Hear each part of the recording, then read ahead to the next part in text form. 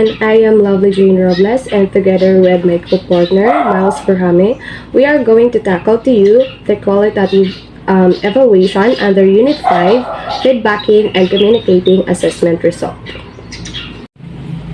So before we proceed to our proper lessons, let me read to you our learning outcome first. So at the end of the lessons, you are expected to identify what is qualitative evaluation, ask the difference between the qualitative and quantitative evaluation.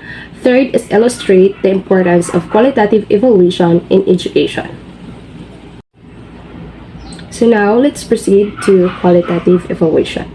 So qualitative evaluation provides you with the ability to gain an in-depth understanding of a program or a process. It involves the why and the how and allows a deeper look at issues of interest and to explore nuances.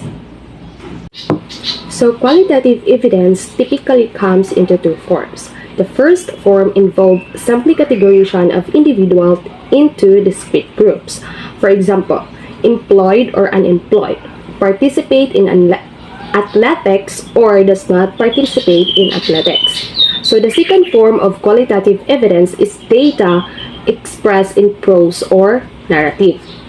A question is asked of an individual and he or she responds in a free-form manner, expressing, for instance, an idea, opinion, or evaluation.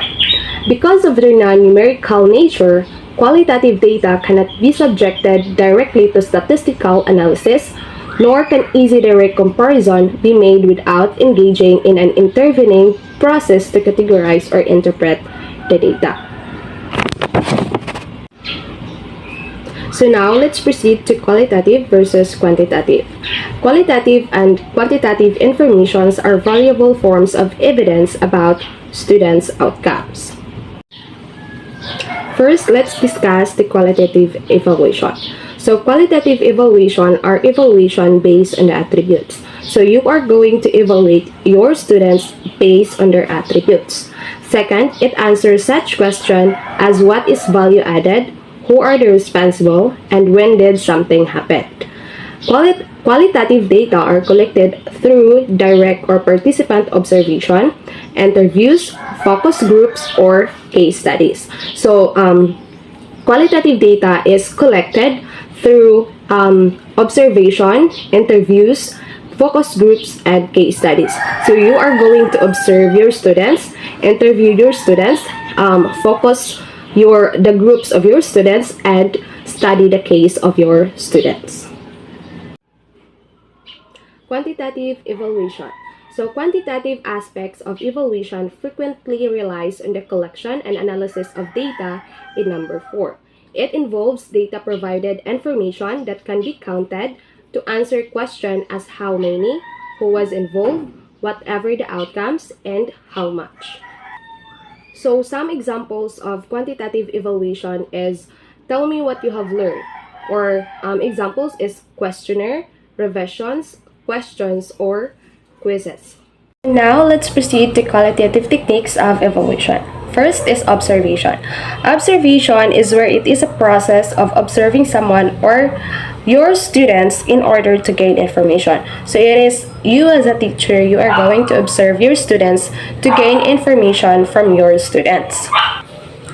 Second is interview. So interview is meeting your students face to face, or you ask your students questions face to face through interviewing. So, like for example, nakaisa ka estudyante na wala na siya ng eskwela for 1 month. So, as a teacher, what you are going to do is muadto ka sa ilaha and then you ask your student face to face. You ask the students questions face to face. What is his or her reasons kung wala na siya ng eskwela? So, that is interview.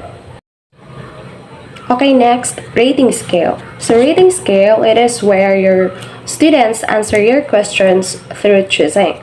Like for example, I feel safe where I live. So the students or your students were either answers never, rarely, sometimes, often, or always. Next is checklist. So checklist, it is where your description needed to be answered by yes or no. So if the rating scale is answered by never, rarely, sometimes, often, or always, the checklist is needed to be answered by yes or no. So like for example, accessibility features are easy to find. So your students were going to answer yes or no. So next is cumulative record. Cumulative record is a continuous tally or graph to which new data are added. In conditioning, for example, a cumulative record is a graph showing the cumulative number of responses over a continuous period of time. So one of example of cumulative record is a card. It is where the students keep up to date by school. It is his educational history with information about his school achievement, attendance, health, test scores, and similar pertinent data.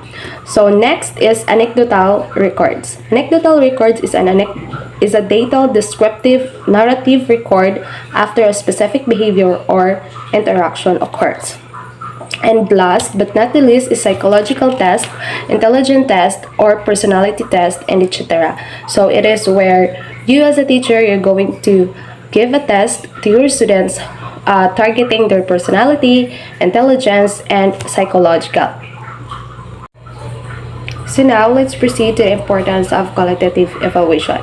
First is for improvement of education. So by evaluating your students using qualitative, there will be a improvement in education. Next, continuous evaluation at all aspects of study will make education more qualitative, focus on behavioral change in students, and depth study. So that's all for my part, and the next part of our topic will be reported by Miles Perhami.